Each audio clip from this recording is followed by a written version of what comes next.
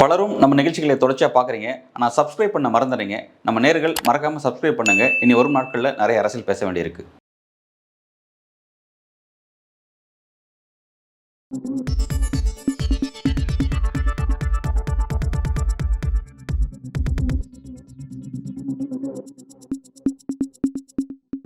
News focus Tamil நேயர்களுக்கு வணக்கம். நம்மோடு இன்று அரசியல் பேச அன்பழகன் இணைந்திருக்கிறார். அவரிடம் பேசலாம். வணக்கம் சார். வணக்கம். அண்ணா அவர்களுடைய பிறந்த நாளுக்கு பல அரசியல் கட்சி தலைவர்கள்லாம் வாழ்த்து தெரிவிச்சிட்டு இருக்காங்க. குறிப்பா விஜய் அவர்கள் தெரிவித்த வாழ்த்து அப்படிங்கிறது ஒரு பெரிதளவில் கவனத்தை ஈர்த்திருக்கு. திமுகவை மறைமுகமா விமர்சிச்சு அந்த வாழ்த்து செய்தி இதை எப்படி பாக்குறீங்க? முக்கியத்துவம் வாய்ந்த ஒரு கருத்தை பேசியிருக்கிறார் விஜய் அவர்கள். வாழ்த்து செய்தி எப்படி குறிப்பிட்டிருக்காருன்னா, தமிழ்நாட்டுக்காக உண்மையாக உழைத்தவர் அண்ணா, இரட்டை வேடம் போடாதவர் அப்படின்னு குறிப்பிட்டிருக்காரு. இப்போ இரட்டை வேடம் போடாதவர்னா அப்போ திமுக நீங்கள் இரட்டை வேடம் போடுறீங்க அப்படின்ற ஒரு மறைமுக பொருள் அதில் இருக்குது. அப்படி குறிப்பிட்டு தான் பேசுகிறாரு. ரெண்டாவது, சமூக நீதிக்காக உண்மையாக உழைச்சவர், தமிழ்நாடுன்ற பெயர் மாற்றத்துக்கு காரணமானவர், அதே மாதிரி சாதி மறுப்பு திருமணத்துக்கு சட்ட அங்கீகாரம் பெற்றுக் கொடுத்தவர் அப்படின்ற மாதிரி நிறைய அவருக்கான கிரெடிட்ஸ் இருக்குது. அண்ணாவுக்கான கிரெடிட்ஸுங்கிறது இப்போ வானளவே முக்கியமான விஷயம் உயர்ந்தது. அதெல்லாம் குறிப்பிட்டு அந்த மாதிரி செஞ்சிருக்காரு. அந்த மாதிரி இவங்க இல்லை, இரட்டை வேடம் போடாதவர் நீங்கள் போடுறீங்க அப்படிங்கிற மாதிரி இருக்கிறவங்க இரட்டை வேடம் போடுறாங்க அப்படிங்கிறத குறிப்பிடுறாரு ஒன்று. இப்போ இது இவரோட வாழ்த்து செய்தியாக இருக்குது. இப்போ இன்றைக்கு காலையில் பார்த்தீங்கன்னா திமுக தலைவர் ஸ்டாலின் அவர்கள் முதல்வர் ஸ்டாலின், பிறகு மற்ற அமைச்சரவை சகாக்கள் அவங்களாம் கூட உறுதிமொழிலாம் ஏற்றுக்கிட்டாங்க அண்ணாவோட பிறந்த நாளுக்காக. என்னன்னா தமிழ்நாட்டினுடைய உரிமையை ஒருபோதும் விட்டு கொடுக்க மாட்டோம் அப்படின்ற மாதிரியான ஒரு விஷயத்தை, ஒரு கிரெடிட் ஏன்னா அண்ணாவே மாநில சுயாட்சி தான் அப்படிங்கிறது தெரிஞ்ச விஷயம். இப்போ அண்ணாவுடைய பிறந்த நாளுக்கு அதை தூக்கி பிடிக்கிறாங்க. அதே மாதிரி பார்த்தீங்கன்னா பாஜகவை நாங்கள் கடுமையாக ஃபைட் பண்ணுவோம். குறிப்பாக இந்த டீலிமிட்டேஷன் பிரச்சனை இருக்குது பார்த்தீங்கன்னா, அதை இன்னைக்கு பேசுகிறாங்க. அந்த டீலிமிட்டேஷன் விஷயத்தை தமிழ்நாட்டுக்கு துரோகம் இலைக்க விட்டுற மாட்டோம் அப்படிங்கிற மாதிரி விஷயத்த பேசுகிறாங்க. அதே மாதிரி ஓரணியில் தமிழ்நாடு அப்படின்ற இடையில ஒரு அரசியல் ஒர்க் ஒன்று பண்ணியிருந்தாங்க. அதில் நிறைய பேர் இணைஞ்சிருந்தாங்க. இப்போ அவங்களாம் அந்த மாதிரி எல்லாரையும் ஒருங்கிணைச்சிட்டு ஓரணியில் தமிழ்நாடாக நாங்கள் நிற்போம் அப்படின்ற மாதிரிலாம் தங்களுடைய விஷயத்தெல்லாம் சொல்லி பேசியிருந்தாங்க. இதில் என்ன ஒரு விஷயம் அப்படி கவனிக்கிறேன்னா, இப்போ விஜயோட இந்த பயணத்தில் என்னன்னா, இப்போ இடையில விஜய் ஒரு விஷயத்தை திமுக மீது ஒரு அழுத்தத்தை ஏற்படுத்தியிருக்காரு. திமுக மீது அழுத்தம் என்னன்னா, திமுகவுக்கும் பாஜகவுக்கும் ஒரு மறைமுக உறவு இருக்குது, ஒரு கள்ள உறவு இருக்குது அப்படிங்கிறத ஒரு அழுத்தத்தை பதிவு செய்கிறாரு. இப்போ அதனால தான் பார்த்தீங்கன்னா இன்றைக்கு அண்ணாவோட பிறந்தநாள் என்னன்னா, டீலிமிட்டேஷன் விஷயத்தை திமுக பேசுறதை விட்டுட்டாங்க. அது ஒரு 6 மாதத்துக்கு முன்னாடி பார்த்தீங்கன்னா ஒரு 6, 7, 8 மாநில முதல்வரை ஒருங்கிணைச்சு ஒரு பெரிய அரசியல் விஷயத்தை செஞ்சாங்க. அப்புறம் அதை விட்டுட்டோம்னு வைங்களேன். திரும்ப அது இன்னைக்கு அதை பேசியிருக்காங்க. அது பேசுறதுக்கு காரணம் என்னன்னா, நேற்றைய தினம் அதாவது தன்னுடைய பயணம் திருச்சி, அரியலூர் அந்த மாவட்டத்தில் விஜயோட பயணத்தில் அவர் அதெல்லாம் குறிப்பிட்டு பேசுனதுனால என்னவோ திரும்ப அது அவங்களுக்கு திமுக ஒரு இது ஏற்பட்டிருக்கு. உடனே அவங்களும் அந்த விஷயத்தை வலியுறுத்தி அந்த இடத்துல பேசுகிறாங்க. அதே மாதிரி ஏன்னா பாஜகவோட உறவு இருக்குது அப்படிங்கிற விஷயத்தை அவர் பேசுகிறார் எல்லா இடத்துலையும். இப்போ அது இல்லை அப்படிங்கிறத காட்டணும். அப்போ திமுக பாஜக எதிர்த்து நாங்கள் ஃபைட் பண்ணுறோம், பாஜக கிட்ட தமிழ்நாட்டோட உரிமையை நாங்கள் விட்டுற மாட்டோம் அப்படிங்கிறதுல ஒரு சாலிடாரிட்டி காட்டுற மாதிரியான நிகழ்ச்சியை இன்னைக்கு அண்ணாவோட பிறந்த நாளில் திமுக செய்கிறாங்க அப்படிங்கிறது ஒன்று. அதுக்கான நெருக்கடி அவர் அங்கே ஏற்படுத்துறாரு அப்படிங்கிறத மறுக்க முடியாது. அது அவர் அதுக்காக செய்கிறாங்களோ இல்லையோ, ஆனால் திமுக அதை செய்கிறாங்க. திமுக செய்கிறதுக்கான நம்ம அரசியல் இப்படி தான் புரிஞ்சுக்கணும். நேற்றைக்கு வரையும் டீலிமிட் விஷயம் பேசல, கொஞ்ச நாள் முன்னாடி பேசிட்டு இருந்தாங்க, பேசல. இப்போ இன்னைக்கு அதை பேசுகிறாங்க அப்படின்னா நம்ம அதோட தொடர்புபடுத்தி பார்க்க வேண்டியது இருக்குது. அதே மாதிரி பார்த்தீங்கன்னா நாங்கள் அண்ணா வழியில் தான் இருக்கோம் அப்படிங்கிற விஷயத்தை அதையும் கிளைம் பண்ணுறாங்க. அதை நோக்கியும் திமுக அரசியல் செய்கிறாங்க அப்படிங்கிறது ஒன்று.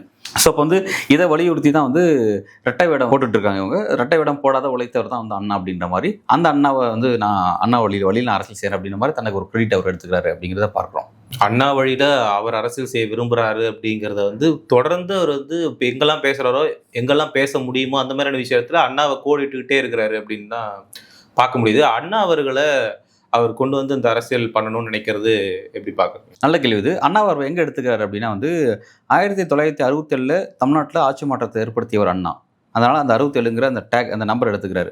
அதே மாதிரி 1977 இன்னொரு மாநில கட்சி அதிமுக உருவாகி தமிழ்நாட்டில் ஒரு ஆட்சி மாற்றத்தை ஏற்படுத்துச்சு. அதை திமுக ஆட்சி அகற்றி அதிமுக ஆட்சி உருவாச்சு. ஸோ அந்த ஒரு நம்பரை அங்கே எடுத்துக்கிறாரு.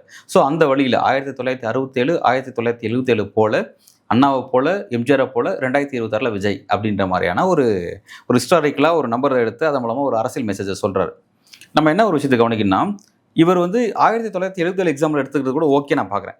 எம்ஜிஆரோட எக்ஸாம்பிள் எடுத்துக்கிறது ஓகேன்னு பார்க்குறேன். காரணம் என்னன்னா இவருக்கும் எம்ஜிஆருக்கும் பொருத்தம் இருக்குது.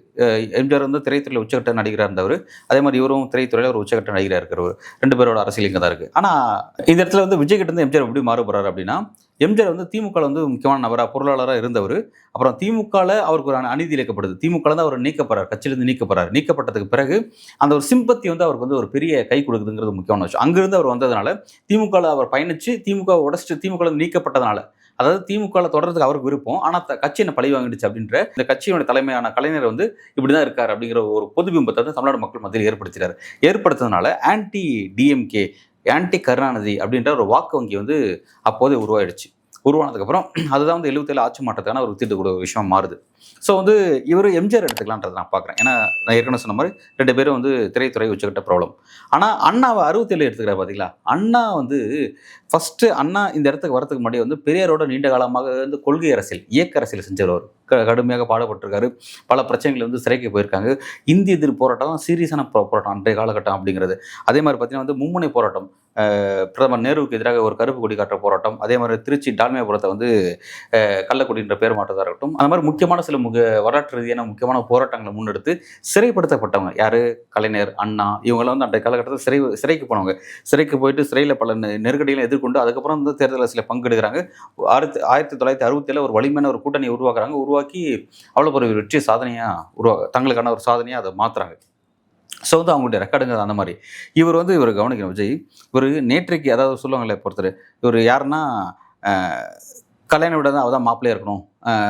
ஒரு ஒரு என்ன சொல்கிறது, ஒரு துன்பமான ஒரு இடம், ஒரு மரணம் வீடாக இருந்தால் அந்த இடத்துலையும் இவர் தான் இருக்கணும் அப்படின்னு ஒரு சொல்லுவாங்க பார்த்தீங்களா? அந்த மாதிரியான இது இவர் ஆசைப்படுறாரோ அப்படிங்கிறத நம்ம பார்க்க வேண்டியதாக இருக்குது. திரைத்துறையில் இவர் ப்ராப்ளங்கிறது மாற்றுக்கிறது இல்லை. அதுக்கு வந்து நிறைய உழைச்சிருக்காரு. ஓகே, அந்த இடத்துக்கு வந்துட்டார். ஆனால் அங்கேருந்து பாலிடிக்ஸ்னு சொல்லி வேற ஒரு ஃபீல்டு, சினிமா ஃபீல்ட்லேருந்து பாலிடிக்ஸ் வேற ஒரு ஃபீல்டுக்கு ஷிஃப்ட் ஆகிறாரு அப்படின்னா இங்கேயும் எனக்கு அந்த டாப் இடம் எனக்கு வேணும்னு கேட்குறாரு பார்த்தீங்களா? அதுதான் வந்து நம்ம ஒரு ஆச்சரியம் பார்க்குறோம். இதுக்கு எப்படி நீங்கள் அண்ணாவை உதாரணம் நீங்கள் எடுத்துக்க முடியும்? எம்ஜிஆர் கூட நீங்கள் எடுத்துக்கோங்க, ஓரளவுக்கு ஓகேன்னு எடுத்துக்கிறேன்.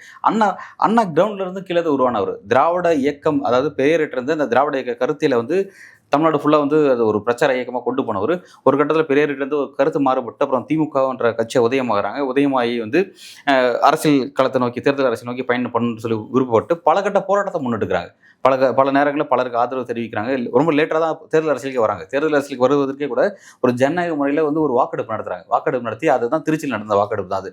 திருச்சியில் வந்து திமுக தேர்தலில் பங்கெடுக்கலாமா வேணாம்னு ஒரு வாக்கெடுப்பு எடுத்து அதன் அடிப்படையில் தான் அங்கே வராங்க.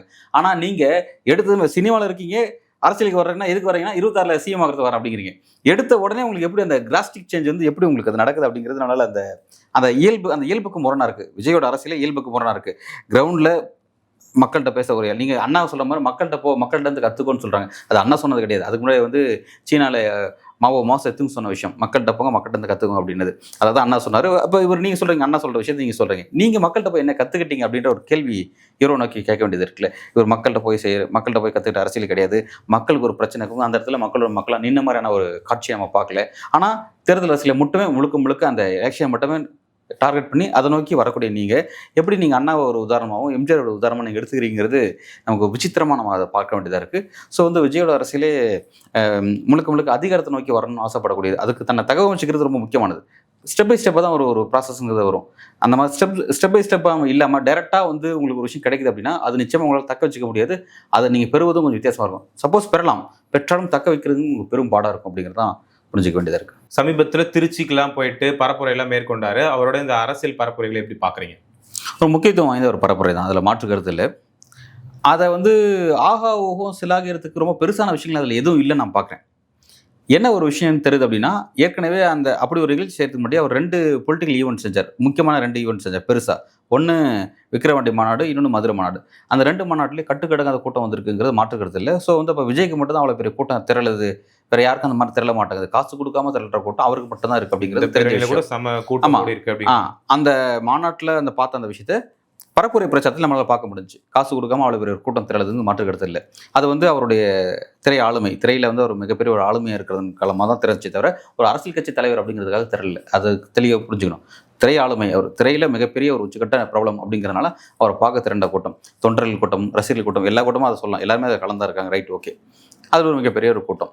அது கூட்டம் திரளுது, கூட்டத்தை காட்டுறது மூலமாக அவர் வந்து ஒரு மெசேஜ் சொல்லிட்டார். பாருங்கள், என்னோட ஸ்ட்ரென்த் என்னன்றது காமிச்சிட்டாரு. இது வந்து உண்மையிலேயே ஆளக்கூடிய திமுகவுக்கும் ஏற்கனவே ஆண்ட அதிமுகவுக்கும் ஒரு பெரிய நெருக்கடி, மற்ற சின்ன சின்ன கட்சிகளுக்கும் நெருக்கடி. ஏன்னா இந்த கூட்டங்கள் தான் நாளைக்கு முழுசாக வாக்க போகாமல் அட்லீஸ்ட் 40% கூட வாக்க போகுதுன்னு கூட வச்சுட்டா கூட அந்த வாக்குகள் யாரா நேற்றைக்கு வரையும் அதிமுகவோ திமுகவோ மற்ற சின்ன சின்ன கட்சிக்கு போன வாக்குகள் தான் அங்கே போகுது அப்படிங்கிறது கிளியராக தெரிஞ்ச விஷயம். ஸோ அவங்களுக்குலாம் ஒரு பெரிய நெருக்கடி இருக்குன்னு புரிஞ்சுக்கலாம். ரெண்டாவது என்னன்னா, பொலிட்டிக்கலாக விஜயோடைய அதாவது கூட்டத்தை விட்டுருங்க, கூட்டம் வந்து நாட்டை மேட்டர், அது அவருக்கு மட்டும் தான் இருக்குது, அதில் மாற்றுக்கிறதே இல்லைங்கிறது எல்லாரும் ஒத்துக்கிறோம். அதில் யாருக்கும் மாற்றம் இல்லை, அது விஷயம் அவருக்கு மட்டும் தான் அப்படிங்கிறத நான் ஒத்துக்கிறேன். ஆனால் பொலிட்டிக்கலாக அவர் அங்கே என்ன பேசினார், அது தமிழக அரசியலில் என்ன பொலிட்டிக்கல் தாக்கத்தை ஏற்படுத்துச்சு அப்படின்னு தான் நான் பேசணும்னு நினைக்கிறேன். பொலிட்டிக்கலாக பேசின விஷயம் என்னன்னா, ஃபர்ஸ்ட் வந்து இப்போ வந்து திமுகவை டிஸ்டர்ப் பண்ணுறாரு. திமுக வந்து பின் பாயிண்ட்டாக பேசி டிஸ்டர்ப் பண்ணுறது ரொம்ப முக்கியமான விஷயம். குறிப்பாக வந்து திமுகவுடைய எலெக்ஷன் மேனிஃபெஸ்டோவில் அவங்க பேசின அந்த வாக்குறுதிகள் அதெல்லாம் என்ன ஆச்சு, 4 வருஷம் முடிச்சிட்டிங்க, இன்னும் நீங்கள் செய்யாத விஷயங்கள் நிறைய இருக்குது அப்படின்னு சொல்கிறாங்க.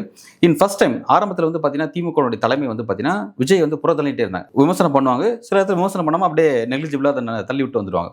ஆனால் ஃபர்ஸ்ட் டைம் சிஎம்ஏ வந்து பேசுகிறார். என்ன பேசுகிறாருன்னா, அவருடைய அந்த பயணம் அப்போவே என்ன சொன்னார்னா, கொள்கை இல்லாத ஒரு கூட்டம் வந்து கிளம்பி வந்திருக்காங்க, அந்த கூட்டத்தால் வந்து எந்த விதமான மாற்றத்தை ஏற்படுத்த முடியுன்ற மாதிரி விமர்சனம் பண்ணி சொல்கிறாங்க.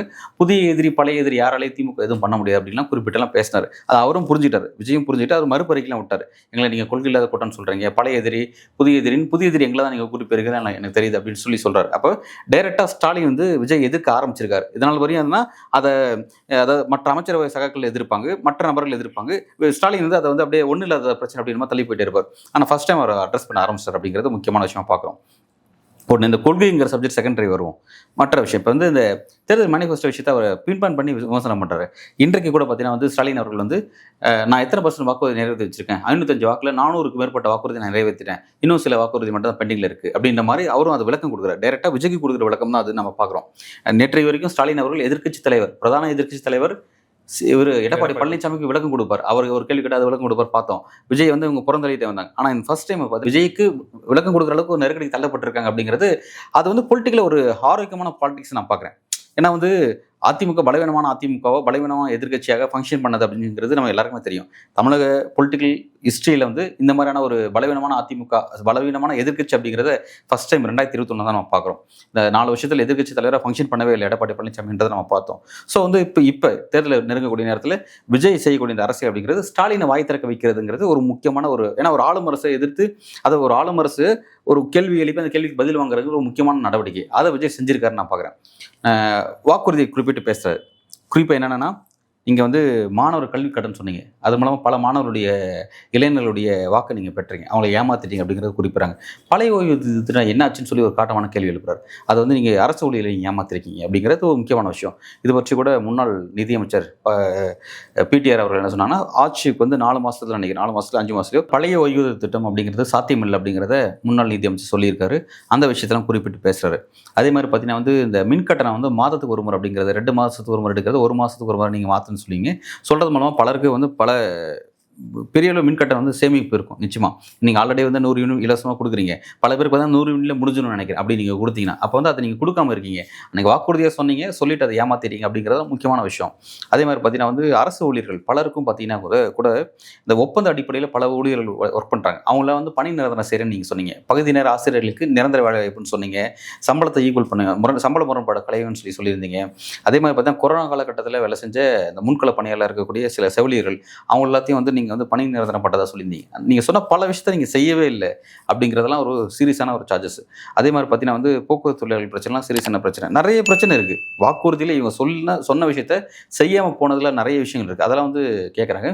அதே மாதிரி நீங்கள் செஞ்ச விஷயத்த செஞ்சுட்டு, அதாவது இலவச பஸ் பயணம் கொடுத்துட்டு அதில் போகிறவங்களை வந்து நீங்கள் வந்து ஓசியில் போகிறீங்கன்னு சொல்லி கிண்டல் பண்ணீங்களே அப்படின்னு சொல்லிட்டு அந்த ஒரு நம்ம பொன்முடி பேசின விஷயத்தை குறிப்பிட்டு பேசினார். இந்த மாதிரிலாம் நல்லா அதெல்லாம் இஸ் குட், அதெல்லாம் வந்து கரெக்டாக கேட்க வேண்டிய விஷயம் தான், கேட்டார், நல்லது. அதுக்கு ஸ்டாலினும் விளக்கம் கொடுக்குற நெருக்கடி தள்ளப்பட்டிருக்காருங்கிறது உண்மைதான், அதுவும் மாற்று கருத்து இல்லை. அதெல்லாம் கொஞ்சம் ஹெல்த்தியான பாலிடிக்ஸாக நம்ம பார்க்கலாம். அப்புறம் பார்த்தீங்கன்னா வந்து அந்த கொள்கை விஷயத்தை பற்றி பேசுகிறாங்க. கொள்கை விஷயத்தை பற்றி அதாவது என்ன சொல்லனா, விஜய்க்கு அந்த கூட்டத்துக்கு கொள்கை இல்லை, கொள்கை இல்லாத ஒரு கூட்டம் போயிட்டுருக்கு, மக்களுக்கு இடைஞ்சல் பண்ணிகிட்டு இருக்காங்க அந்த கூட்டம் அப்படின்ற மாதிரிலாம் வந்து விமர்சனம் பண்ணுறாரு. இதை இவர் மட்டும் பண்ணல, நாம் தமிழர் சீமானும் விமர்சனம் பண்ணுறாரு. நீங்கள் வந்து அரசியலில் வந்து கொள்கையை பாருங்கள், கூட்டத்தை பார்க்காதீங்க. நயன்தாராக்கு வராத கூட்டமா, ரஜினி வந்து அவருக்கும் கூட்டம் வரும், விஜய் வந்து அஜித் வந்து அஜித்துக்கும் கூட்டம் வரும், அந்த மாதிரி இவருக்கும் ஒரு கூட்டம் அப்படின்ற மாதிரி சொல்கிறாங்க. கூட்டம் திரட்டுறது நீங்கள் எல்லாருக்கும் சவாலான காரியம், மாற்று கருத்து இல்லை. ஆனால் விஜய்க்கு அது வந்து இயல்பிலே திரண்டுறது அப்படிங்கிறதுனால வந்து அதெல்லாம் அவங்க பொறுத்துக்க முடியல, பேசுகிறாங்கிறது உண்மைதான். ஆனால் அது நம்ம ஏற்றுக்கணும், அது வந்து அவருக்கு மட்டும் தான் அப்படி திரளுதுங்கிறது மாற்று கருத்து இல்லை.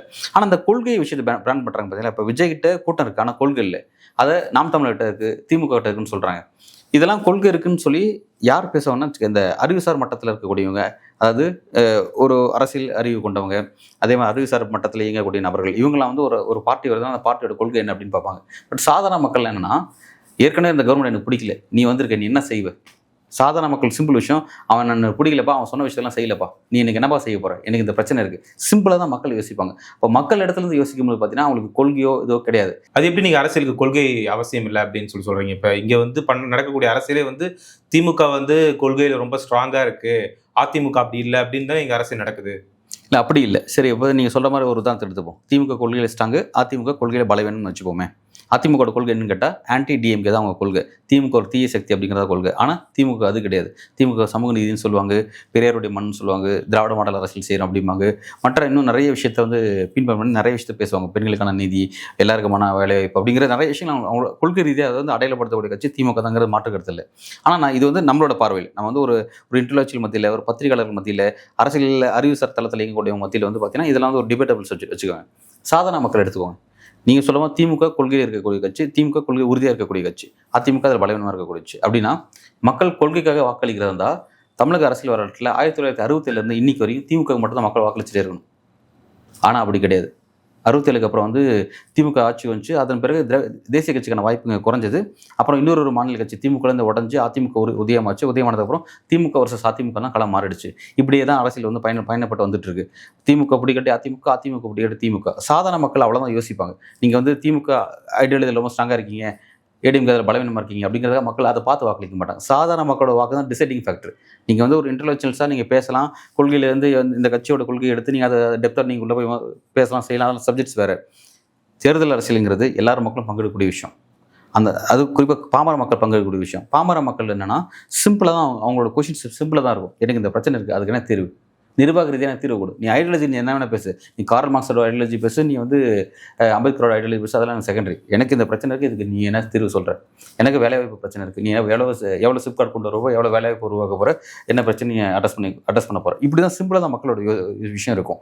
ஒரு ரேஷன் கடைக்கு போனால் வந்து எங்களுக்கு சிம்பிளான எல்லா விஷயங்களும் கிடைக்கணும், அதில் லஞ்சம் வாங்கக்கூடாது, இப்படி தான் இருக்கும் மக்களோட விஷயம்.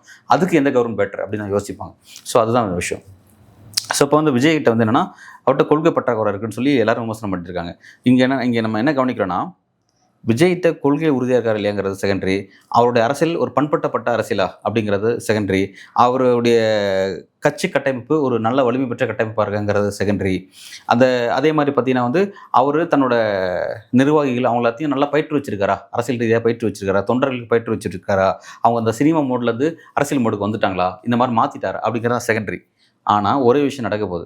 நான் ஏற்கனவே சொன்ன மாதிரி கொள்கையை பார்த்து மக்கள் வாக்களிக்க மாட்டாங்க. திமுக பிடிக்கல, அதிமுக என்ன பிடிக்கல அப்படின்ற மாதிரியான மக்கள் திரண்டும் போது புதுசாக வந்திருக்காரு விஜய், இவருக்கு ஒரு வாக்களிக்கலாம் அப்படின்னு சொல்லும்போது அப்படி தான் மக்கள் வாக்களிப்பாங்க. விஜய் எங்கே திரும்ப ஃபெயிலியர் ஆகுவார்? எலெக்ஷனுக்கு முன்னாடி அவர் ஃபெயிலியர் ஆக மாட்டார். 2026 எலெக்ஷனுக்கு முன்னாடி அவர் ஃபெயிலியர் ஆக மாட்டார். ஒருவேளை 2026 ஆஃப்டர் த எலெக்ஷன் அப்போ நிச்சயமாக அவரோட ஃபெயிலியரை பார்க்க முடியும். காரணம், அன்றைக்கி அவர் ஒரு எம்எல்ஏவோ அதாவது டிவிகேவுக்கு ஒரு எம்எல்ஏ கிடைக்குது, அல்லது அவங்க கட்சிக்கு சேர்த்து ஒரு 10 எம்எல்ஏ 50 எம்எல்ஏ கிடைக்குதுன்னா அந்த 5 எம்எல்ஏ 10 எம்எல்ஏ அவங்களுக்கு கிடைக்கக்கூடிய எம்எல்ஏ அந்த 5 விஷயத்தில் அவங்க என்ன பண்ணாங்க அப்படிங்கிறத விமர்சன பொருளாக வரும். ஒருவேளை நாளைக்கு அவர் ஆட்சி அமைச்சிட்டாருன்னு வச்சுக்கோங்க, அதுக்கான வாய்ப்பு இல்லை. சப்போஸ் நாளைக்கு வந்து என்டி அலையன்ஸ்க்கு அவர் போகிறாரு, ஃபைனல் 11th ஹவரில் எது வேணால் நடக்கல, கடைசி கட்டத்தில் திடீர்னு எதிர்பார்க்காத திருப்பங்கள்லாம் நடக்கலாம். ஏன்னா இன்னும் 7 மாதம் இருக்கு இல்லையா, திமுகவுக்கு எதிரான முக்கியமான பிரச்சனை அதை கிளம்பி அதன் மூலமாக வந்து திமுக வேணுமா வேணாமா அப்படிங்கிற மாதிரி தான் ஒட்டுமொத்த தமிழ்நாடு அரசியலோட ஒரு பேசுபடு பொருளை மாறுச்சுன்னா அவர் நாளைக்கு அந்த அலையன்ஸ் போகிறதுக்கும் வாய்ப்பு இருக்குது. பொருள் அங்கே போய் வெற்றி பெற்றார்னா, வெற்றி பெற்றதப்பறம் அந்த 5 விஷயத்தில் விஜய் அரசியலாக என்ன பண்ணார், அதிகாரம் பெற்ற விஜயா என்ன பண்ணார் அப்படிங்கிற அவங்களோட இருக்க கேள்வி இருக்கும். அதுக்கப்புறம் தான் அவரோட அரசியல் சரிவை நோக்கி போதா அல்லது வளர்ச்சி நோக்கி போதா அப்படிங்கிறது முடிவாகும். இப்போ வரைக்கும் 2026 தேர்தலுக்கு போக வர வரைக்கும் விஜய்க்கு வந்து என்னென்னா அவர் கிளியராக இருக்கார். அவர்கிட்ட ஐடியாலஜியோ, அவர்கிட்ட வந்து கொள்கை ரீதியாக கேள்விகளோ, இல்லை ஒரு குறிப்பிட்ட பிரச்சனையை பற்றின ஒரு ஆழமான வியூவோ அதெல்லாம் அவர்கிட்ட இல்லை. அது தெரிஞ்ச விஷயம். அதனால தான் அவர் வந்து மீடியாவை சந்திக்கவே மாட்டேங்கிறார். நீங்கள் கவனிச்சிருப்பீங்க அவரோட பயணத்தில் மீடியா போயிட்டு வந்து திடீர்னு கூட்டத்தில் பார்த்தீங்கன்னா டக்குன்னு வந்து ஒரு 3 மீடியா வந்து மைக் எடுத்து அவர் உட்காந்துருக்கார், ஜன்னல் உட்காந்துருக்கார், மைக் நீட்டிட்டாங்க. டக்குன்னு என்ன பண்ண ஒரு பட்டன் எழுத்திருக்காரு, அப்படியே விண்டோஸ் க்ளோஸ் அப்படி ஜம்ப் ஆயிடுவார். நம்மால் சிம்பிளாக வந்து எஸ்கேப் ஆகிட்டார். ஏன்னா மீடியா அட்ரஸ் பண்ணால் அவருடைய பலம் என்ன பலவீனங்கிறது கிளியர் கட்டாக எல்லாருக்கும் தெரிஞ்சிடும். நம்ம அந்த பலவீனத்தை காட்டக்கூடாது அப்படிங்கிறதுக்காக தான் வந்து அவர் வந்து அந்த ஒரு திரைக்கு பின்னாடியே அவர் உட்காந்துருக்காரு அப்படிங்கிறத நம்ம பார்க்குறோம். ஸோ வந்து அதில் ஒரு தெளிவாக இருக்கார். மீடியா அட்ரஸ் பண்ண, அதுவும் திமுக மீடியாலாம் வலிமையானது. திமுக வந்து இறங்கினா ப்ரெஸ் மீட் வச்சார், நீங்கள் இறங்கினா நீங்கள் கேட்குற கேள்வியில் விஜய் வந்து அரசியல் விட்டு போயிடுற மாதிரி அளவுக்கு அந்த அளவுக்கான நெருக்கடியான கேள்விகள்லாம் இருக்கும். ஸோ வந்து ரொம்ப சிக்கலான விஷயம். அதை அவர் தெரிஞ்சுக்கிட்டு தான் அவர் அதை அட்ரஸ் பண்ண மாட்டேங்கிறார். எனக்கு தெரிஞ்சு நான் சொல்கிறேன் பாருங்கள், அவர் பயணம் இப்போ தான் ஆரம்பிச்சிருக்காரு. அவர் எப்போ மீடியாவை சந்திப்பார், எப்போ வந்து பொதுமக்கள்கிட்ட வருவார்னு கேட்குறாங்க. எனக்கு தெரிஞ்சு இதுவுமே நான் நடக்காது நான் பார்க்குறேன். இப்போ டிசம்பர் 20 வரையும் அவரோட அரசியல் இப்படி தான் இருக்க போகுது. அடுத்து இன்னும் ஒரு 3 மாதம் எலெக்ஷனுக்கு இருக்குது, 3 மாதம் 2 மாதம் இருக்குது. அந்த 2 மாதத்தை பார்த்தீங்கன்னா வேற ஏதாவது திட்டங்களோட அவர் அரசியலில் வருவார். கடைசி வரையும் மக்கள்கிட்ட முழுமையாக நெருங்கி போவாரான்றதுல எனக்கு ஒரு பெரிய கேள்வி இருக்குது. பத்திரிகையாளர் கட்டாயம் சந்திக்கவே மாட்டார் அப்படின்னு நான் பார்க்குறேன். பத்திரிகையாளர் சந்திச்சானா அதுவே அவரோட அரசியலுக்கு ஒரு பெரிய ஒரு ஒரு ஒரு நெருக்கடியாக மாறும், பெரிய நெருக்கடியாக மாற வாய்ப்பு இருக்குது. அதை அவர் புரிஞ்சுதான் சந்திக்காமல் இருக்காரு. அது 26 எலெக்ஷன் வரையும் அது அப்படி தான் போகும்னு நான் பார்க்குறேன். ஒன்று, அதுக்கப்புறம் மாறுவானு தெரியல. ஓகே, இப்போ வரையும் அது அப்படி தான் போகும். இப்போ விஜய் அவர்கள் பேசுறது, அவருக்கு எழுப்புற கேள்விகள் எல்லாம் திமுகவுக்கு நெருக்கடி ஏற்படுத்தியிருக்கு. திமுக அதுக்கு ரிப்ளை பண்ணவும் ஆரம்பிச்சிட்டாங்க. முதல்வர் அவர்களே கூட ரிப்ளை பண்ண ஆரம்பிச்சிட்டாரு அப்படின்னு சொல்லி நீங்களே குறிப்பிட்டீங்க. என்ன மாதிரியான நெருக்கடிக்கெல்லாம் இப்போ திமுக ஆளாயிருக்குன்னு பார்க்குறீங்க? கட்டாயமாக வந்து இப்போ திமுகவுடைய, அதாவது விஜயோடைய வருகை இப்போ கிடையாது. ஒரு வருஷத்துக்கு முன்னாடி பார்த்தீங்கன்னா திமுக கிட்ட என்னன்னா ஒரு புதுசாக ஒரு ஸ்கீம்ஸ் சொன்னாங்க. அது என்ன ஸ்கீம்னு வைங்களேன். அதாவது இன்றைக்கு ஸ்டாலின் பேசியிருப்பார், முதல்வர் பேசியிருப்பார். என்ன சொல்லியிருக்காரு அப்படின்னா, இந்த காலை உணவு திட்டத்தை நான் அறிவிச்சிருக்கேன், இதை வந்து பலரும் வந்து தேர்தல் அரசியலுக்காக செய்கிறாரு இவர் அப்படின்னு சொல்லி என்ன விமர்சனம் பண்ணுறாங்க. உண்மையிலேயே வந்து இது வந்து ஒரு நல்ல ஒரு திட்டம், இதை வந்து நான் அதுக்காக செய்யலை அப்படின்னு சொல்கிறார். அது உண்மைதான். இந்த உணவு திட்டம் அப்படிங்கிறது என்னன்னா, எப்பவுமே தமிழக அரசியல் வரலாற்றில் இந்த மதிய உணவு திட்டத்தை கொடுத்த காமராஜரோட பேர் வந்து வரலாற்றில் எப்பவுமே இருக்கும். அது அவருக்கான கிரெடிட். அதுக்கப்புறம் அதை சத்துணவாக மாற்றினா எம்ஜிஆருடைய பேருங்கிறதும் வரலாற்றில் இருக்கும். அப்புறம் அதை மற்றவங்களாம் அதோட விநியோகி அந்த விஷயத்தை அடுத்தடுத்த ஸ்டேஜுக்கு அப்டேட் பண்ணவங்க யாருன்னா கலைஞர், ஜெயலலிதா அவங்களாம் அப்டேட் பண்ணவங்க. அதெல்லாம் அவங்க பேரும் அதில் இருக்கும். ஆனால் வந்து இப்போ இதில் ஸ்டாலின் வந்து அவருக்கு எல்லாருக்கும் இல்லாத ஒரு பேர் வேணும் அப்படிங்கிறதுனால தான் காலை உணவு திட்டத்தை துவக்கி வச்சவருன்னா அது யாருன்னா இவர் தான் அப்படின்ற மாதிரி அவருக்கு ஒரு பேர் வந்து இது கிடைக்கும். வரலாற்றில் அவருக்கு ஒரு பெரிய இடம் கிடைக்கக்கூடிய மாதிரியான ஸ்கீம் தான். அதை கனெக்ட் பண்ணி இது கொண்டு வந்தார் என்னன்னு தெரியல. பட் ஓகே இருக்குது. ஆனால் அதில் இன்னொரு விமர்சனம் இருக்குது. காலை உணவு திட்டம் வந்து காலையில் கூட சாப்பிடாம பசங்க குழந்தைங்க பள்ளிக்கு வராங்க அப்படின்னா, இப்போ இவ்வளோ நாளாக தமிழக அரசியல் வந்து இப்படி தான் போயிட்டு இருந்துச்சு அப்படின்ற ஒரு கேள்வி இருக்குது. அதில் அதை இவங்க இப்போ தான் செய்கிறாங்க அப்படின்னா, இதுக்கு முன்னாடி உங்கள் அப்பா தான் ஆண்டுட்டு இருந்தார், கலைஞர் தானே ஆண்டுட்டு இருந்தார், அப்போ அவரோட பீரியட் இப்படி தான் இருந்துச்சு அப்படின்ற மாதிரியான விஷயங்கள் அதில் இருக்கும். அது ஓகே, அதை நம்ம கொண்டு வர வேண்டாம். ஆனால் அது உண்மையில் நல்ல ஸ்கீம்ஸ் வச்சுக்கோங்க, இது விட்டுருங்க. இப்போ தேர்தல் வாக்குறுதியில் சொல்லாத ஸ்கீம்ஸ் எது கொண்டு வந்தார்னா, 12th முடிச்சுட்டு ஃபர்ஸ்ட் டைம் கல்லூரிக்கு வரக்கூடிய இந்த ஆண்களுக்கு பெண்களுக்கு வந்து சில ஸ்பெஷல் ஸ்கீம்ஸ் பேர்லாம் சொல்லி வந்து அந்த இதெல்லாம் ஃபண்டெல்லாம் கொண்டு வந்தாங்க. அது வந்து இவங்க தேர்தல் வாக்குறுதியில் வந்து மகளிருக்கு 1000 சொன்னாங்க, மகளிருக்கு உரிமை தொகை 1000 சொன்னாங்க. அதே 2 விஷயம் கழிச்சு கொடுக்க ஆரம்பிச்சாங்க. ஏன்னா நிதி சிக்கல் அவ்வளோ சிக்கலாக இருக்குது. அப்படி இருக்கும்போது எதுக்கு வந்து ஸ்டூடெண்ட்ஸ்க்கு கொடுக்குறான்ற கேள்வி இருக்குது. காரணம் என்னன்னா, விஜயோடைய அரசியல் வந்து ஃபர்ஸ்ட் அவர் எங்கே கை வைப்பார்னா யங்ஸ்டர் தான் கை வைப்பார். ஸோ வந்து அந்த யங்ஸ்டர் வாக்குகள் தங்களை விட்டு போயிடக்கூடாது அப்படிங்கிறதுக்காக தான் வந்து அதை வந்து கன்சல்டேட் பண்ணுறதுக்காக தான் அந்த ஸ்கீம் கொண்டு வந்தாங்க. அது வந்து உண்மையாக அதுக்காக தான் கொண்டு வந்தது, அதில் மாற்றுக்கிறது இல்லை. அதுக்கு நல்ல காரணம்லாம் அவங்க பேர்லாம் சொல்லலாம். பட் அதை நம்ம வந்து மற்ற விஷயத்தை பார்க்கணும், இதை பார்க்க முடியாது. அது உண்மையிலே அரசியல் காரணம் தான் அப்படின்னு பார்க்குறோம். ஓகே, அதெல்லாம் வந்து விஜய்க்காக கோர்ஸ் கரெக்ஷன் பண்ணியிருக்காங்க, அந்த மாதிரி விஷயம். அதே மாதிரி பார்த்தீங்கன்னா வந்து இப்போ இந்த அறிவியலில் கூட 10 கோடி ரூபாய் செலவு பண்ணி முதிரை வரைய ஆரம்பிச்சிருக்காங்க. அது இந்த 2025 இந்த 26 இந்த நிதியாண்டில் வேளாண் பட்ஜெட்டுக்கான இந்த நிதியாண்டு, இந்த விஷயத்துக்கான நிதியாண்டில் தான் அந்த ஸ்கீம் கொண்டு வந்திருக்காங்க. இதுக்கு காரணம் என்னன்னா, அவர் அந்த பகுதியாக போகும்போது என்னன்னா, அந்த பகுதியிலே வளர்ச்சி இருக்கா, அறிவியல் மாவட்டம் வறட்சியிலே இருக்குது, ஏழ்மையிலே இருக்குது, ஏன் இவ்வளோ வறட்சியில் இருக்குன்னு சொல்லி காட்டமாக கேள்வி எழுப்புறாரு. நம்ம தமிழ்நாடுனா சென்னையை மட்டும் வச்சு தமிழ்நாட்டோட இதை பார்த்துட முடியாது, கோயம்புத்தூர் மட்டும் வச்சு தமிழ்நாடு பார்த்துட முடியாது. அரியலூர் மாவட்டத்தை பார்க்கணும். பின்தங்கிய மாவட்டமாக இருக்குது, படிப்புகளில் பின்தங்கி இருக்குது, ஏழ்மையில் பின்தங்கி இருக்குது, வறட்சியாக இருக்குது ஊர். ஆனால் அங்கே அவ்வளோ சிமெண்ட் கம்பெனிஸ் இருக்குது. சிமெண்ட் கம்பெனிஸ் வச்சிருக்கோன்னா அதில் லட்சாதிபதியாக இருக்காங்க, கோடீஸ்வரராக இருக்காங்க. ஆனால் மக்களோட நிலைமை மோசமாக இருக்குது. இதை வந்து பின்பாயிண்ட் பண்ணுறாரு. பின்பாயிண்ட் பண்ணுறது மட்டும் இல்லாமல் அந்த மாவட்டத்தை சேர்ந்த அமைச்சர் என்ன பண்ணுறாரு கேள்வி எழுப்புறாரு. அமைச்சர் சிவசங்கர் போக்குவரத்துறை அமைச்சராக இருக்கார். அவர் அந்த மாவட்டத்தை சேர்ந்தவர். அவர் என்ன பண்ணுறாரு, என்ன அப்படி இது என்னன்னா, அவர் எங்கே வர்றாரு, நேற்று வரைக்கும் ஸ்டாலின் அட்டாக் பண்ணவர், உதயநிதி ஸ்டாலின் அட்டாக் பண்ணுறவர், இவர் எப்படி வர்றாருன்னா, திமுகவுடைய டிஸ்ட்ரிக்ட் லெவல் சீஃப் இருப்பாங்க பார்த்தீங்களா, மாவட்ட செயலாளர்கள் அல்ல மாவட்டத்தில் இருக்கக்கூடிய அமைச்சர்கள் இருப்பாங்க பார்த்து, அந்த அமைச்சர்களை டார்கெட் பண்ணுறாரு. திருச்சிக்கு வந்து அன்பில் மகேஷை டார்கெட் பண்ணுறாரு, கே நேரு டார்கெட் பண்ணுறாரு. இதுக்கு போனார்னா, அரியலூர் போனார்னா சங்கர போக்குவரத்து துறை அமைச்சர் சிவசங்கர் டார்கெட் பண்ணுறாரு. பெரம்பலூர் போகல, லேட் அடிச்சுன்னு போகல. பெரம்பலூர் போயிருந்தா ஆனால் பெரம்பலூர் வந்து பெரம்பலூருடைய நாடாளுமன்ற உறுப்பினர் கே நேருவோட மகன் அருண் நேரு இருக்கார், அவரை டார்கெட் பண்ண வாய்ப்பு இருக்குன்னு நினைக்கிறேன். அப்படிதான் இருக்கும். இந்த மாதிரி வந்து அடுத்த கட்ட லெவலுக்கு அவர் நகராரு. ஸோ இதெல்லாம் வந்து டிஎம்கே ஒரு பெரிய நெருக்கடி தான். இப்போ அந்த மாவட்ட செயலருக்கு ஒரு பெரிய நெருக்கடி வருது. இப்போ விஜய் இங்கே வராருன்னா, இப்போ எப்படி நம்மளோட விஷயத்தை நம்ம சரி கட்டுறது, அவருக்கு வந்து இங்கே எதிர்பார்த்த அளவுக்கு அவருக்கு எதுவும் இங்கே நடக்கல, அவர் எதிர்பார்த்த எல்லாமே இங்கே ஃபெயிலியர் ஆகிடுச்சுன்ற ஒரு மெசேஜ் வந்து தலைமை கன்வே பண்ணும். அந்த மாதிரியான ஒரு நெருக்கடிலாம் அவங்களுக்கு அங்கே வருது. இந்த மாதிரியான விஷயங்கள்லாம் அது இருக்குது. இப்போ விஜய் வரது மூலமாக தங்களுடைய வாக்கு வங்கிகள் சிதறாமல் இருக்கிறதுக்கு எப்படி நம்ம கரெக்டாக எங்கே ஒர்க் பண்ணணும், எதை சரி கட்டணும், என்னென்ன அவர் அரசியலுக்கு எப்படி நெருக்கடி ஏற்படுத்தணும், அனுமதி கொடுக்குறது எவ்வளோ நெருக்கடி, ரெஸ்ட்ரிக்ஷன்ஸ் பண்ணலாம் அவரை. ஏன்னா திருமாவளவன் அவர்களே கவலைப்படுற மாதிரி தான் வந்து ரெஸ்ட்ரிக்ஷன்ஸ் இவங்களே கொடுக்குறாங்க. காவல்துறை மூலமாக அதிகமான ரெஸ்ட்ரிக்ஷன்ஸ் கொடுக்குறாங்க. ஒரு தலைவரை வந்து இவ்வளோ நேரம் தான் நீங்கள் பேசணும், பேனரே வைக்கக்கூடாதுங்கிறாங்க. ஒரு அரசியல் தலைவர் பேனர்லாம் யாராவது வருவாங்களா? பேனர் வைக்க தான் செய்வாங்க. அதெல்லாம் வைக்கக்கூடாதுங்கிறாங்க. ரொம்ப அதிகமான நெருக்கடியெல்லாம் போட்டாங்க. பட் அதையும் பிரேக் பண்ணுற மாதிரி தான் அந்த எண்ட் ஆஃப் அந்த நிகழ்ச்சி நடந்து முடிச்சுன்னு பார்க்குறோம். ஸோ வந்து இந்த மாதிரி நிறைய அவர்கிட்ட விஷயங்கள் இருக்குது. பொலிட்டிக்கலாக அவர்கிட்ட நிறைய லேக்ஸ் இருக்குன்னு நான் பார்க்குறேன். ஆனால் அந்த லேக்ஸ் எல்லாம் அவர் வந்து 26 தேர்தலுக்கு முன்னாடி வரையும் சரி பண்ண மாட்டான்னு நான் நினைக்கிறேன். இவர் அப்படியே தான் இப்போ எலெக்ஷன் சந்திக்க போகிறாரு. இவரோட வீழ்ச்சி எப்போ பார்க்க முடியும்னா 26க்கு பிறகு தான் நான் பார்க்க முடியும்னு நான் நினைக்கிறேன். இது வரையும் 26 வரையும் தேர்தல் நோக்கி வரையும் அவரோட பயணம் இப்படி தான் போகும் நான் பார்க்குறேன். ப்ரெஸ் மீட் இருக்காது, மக்கள்கிட்ட க்ளோஸாக நெருங்கி பழக மாட்டார் நான் நினைக்கிறேன். அதே மாதிரி பார்த்தீங்கன்னா பெரிய அளவில் அவர்கிட்ட கேள்வி கேட்டு பதில் பெற முடியாது. அவராக ஒரு அறிக்கை மூலமாக தான் அவரோட அரசியல் என்னன்றதை நம்ம பார்த்து புரிஞ்சிக்க வேண்டியதாக இருக்கும். அதே மாதிரி அவராக மக்களை இந்த பயணத்தின் மூலமாக அவர் பேசுறது மூலமாக தான் நம்ம டிஸ்கஸ் பண்ண முடியும். ஜென்ரலாக அவர்கிட்ட ஒன் டு ஒன் டிஸ்கஷனுங்கிறதுலாம் எனக்கு தெரிஞ்சு வாய்ப்புகள் இல்லை அப்படின்னு தான் நான் பார்க்குறேன். அடுத்த கட்டமாக இது எதை நோக்கி நகருதுன்னு நம்ம பொறுத்து தான் பார்க்கணும். அதாவது அவரோட பயணம் வந்து இப்போ மக்களை சந்திக்க சனிக்கிழமை வரேன் அப்படின்னு சொல்லியிருக்காரு. அடுத்தடுத்த கட்டங்கள்ங்கிறது எப்படி இருக்குன்ற பொறுத்து பார்ப்போம். நேரத்துக்கு பொறுத்து. நன்றி.